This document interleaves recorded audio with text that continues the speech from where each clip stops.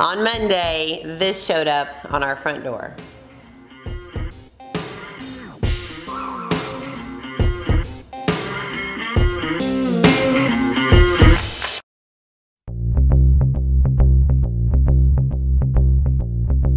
Hey friends, welcome back. Last week's episode, we kind of left you hanging, literally with something that was hanging on our front door.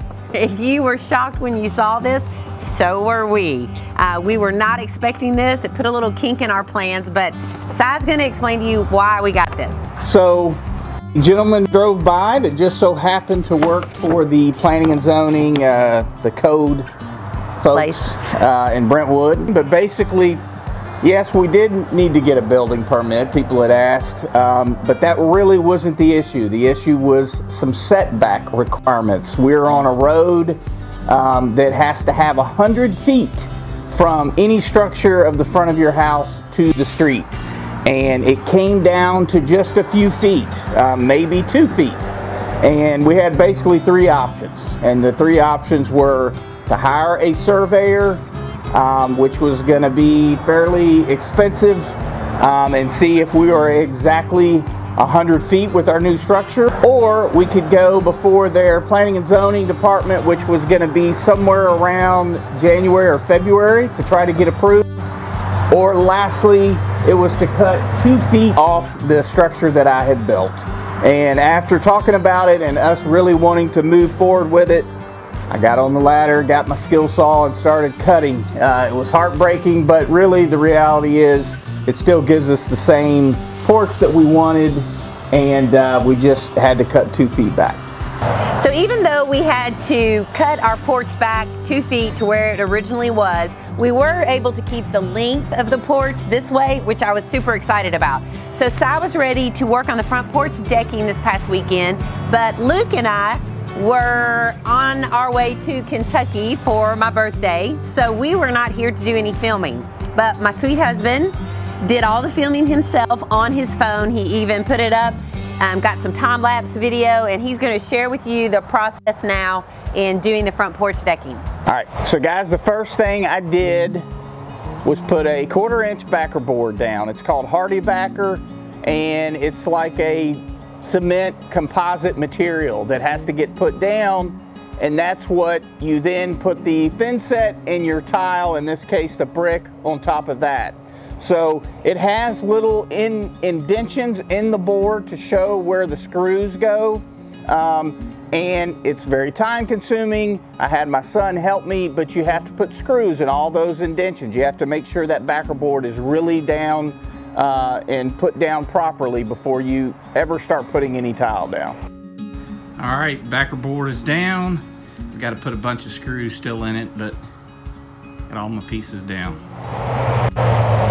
So when thinking about what we wanted the front porch to look like, we came up with several different options that we could have used for front porch decking. We could have covered our front porch in wood. We considered tile. After looking at all the different options, we decided to use brick veneer pavers. We did, and so here it is. This is the brick veneer or pavers that we got at Lowe's. We'll put a link in the description. But as you can see on the side that is shown, it has some imperfections in it like a typical brick would. Then on the back side, it is perfectly smooth and flat.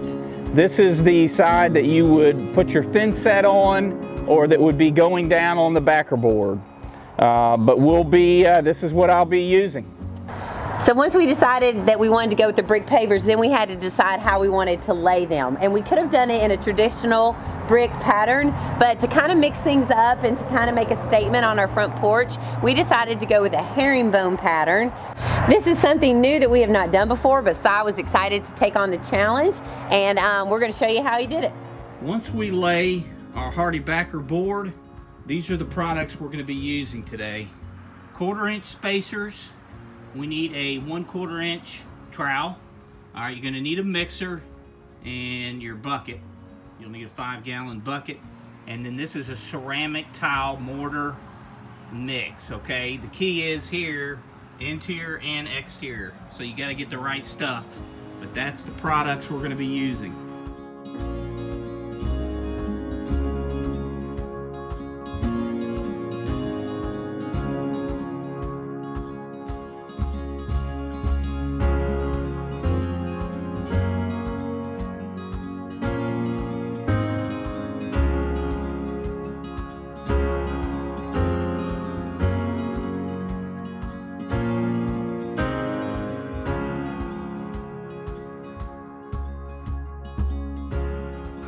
Alright guys, I just wanted to show you I've got started here.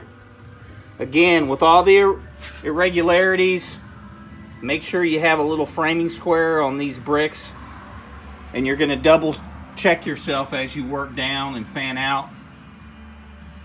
But this is how it's going to look.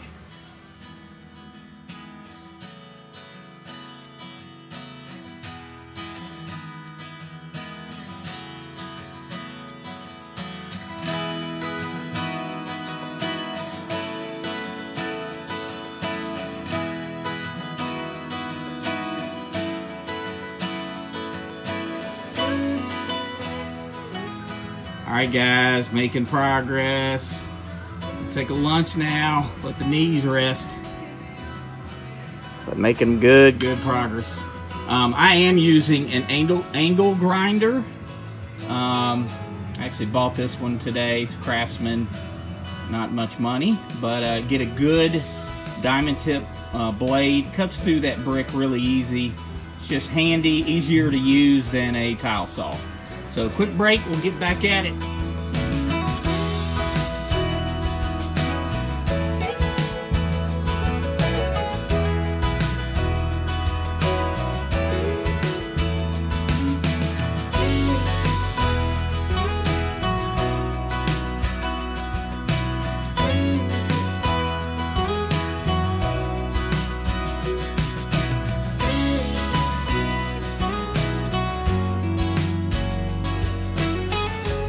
So guys, I am absolutely whooped. I was hoping to get this done today. This is my first time I've done this herringbone pattern. I mean, there's really nothing more complicated about it than regular tile. You just got to get your first row set, as I showed you. But man, I really love this brick veneer.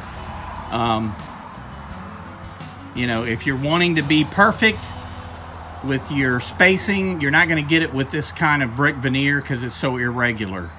But man, that's what gives it the character. So I really love it. But we're going to clean up here. I got about 10 square feet, maybe a little more, but not much, to get done in the morning. All right, just finished. Just in time before this rain hits here in a little bit. I'm gonna put plastic all over this because it's supposed to rain today, then get down in the teens, and we definitely don't want water in these grooves before the rain hits. So it was a labor of love, but I really like the way it turned out. Y'all, when I got back to Kentucky, I was so excited to see this beautiful herringbone tile that Si had laid on our porch. You did a very good job. Oh, thank you. I absolutely love it. So now we're going to continue working on the porch. What's next? Oh, a lot. So the next thing on these brick is I have to grout. The problem is it has been below freezing now for several days.